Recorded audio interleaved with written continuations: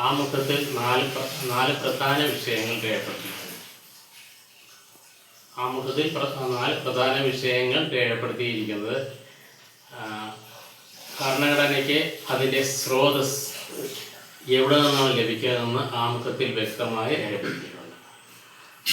ഭരണഘടനയ്ക്ക് അതിൻ്റെ ഭരണഘടനയ്ക്ക് അതിൻ്റെ പരമാധികാരം ലഭിക്കുന്നത് ഇന്ത്യയിലെ ജനങ്ങളിൽ നിന്നാണ്. ജനങ്ങളാണ് ഭരണഘടനയുടെ പരമാധികാരം. രണ്ടാമത്, ഇന്ത്യ എന്ന രാഷ്ട്രത്തിൻ്റെ പ്രകൃതം എങ്ങനെയാണെന്നാണ് ചോദ്യം. ഇന്ത്യ എന്ന രാഷ്ട്രത്തിൻ്റെ പ്രകൃതം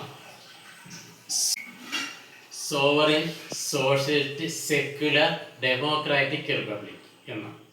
ഇതാണ് ഇന്ത്യ എന്ന രാഷ്ട്രത്തിൻ്റെ പ്രകൃതം.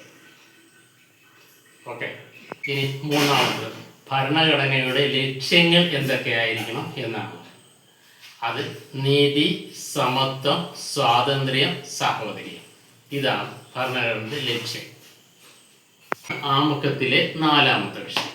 ഭരണഘടന അംഗീകരിച്ച തീയതി 1949 നവംബർ 26.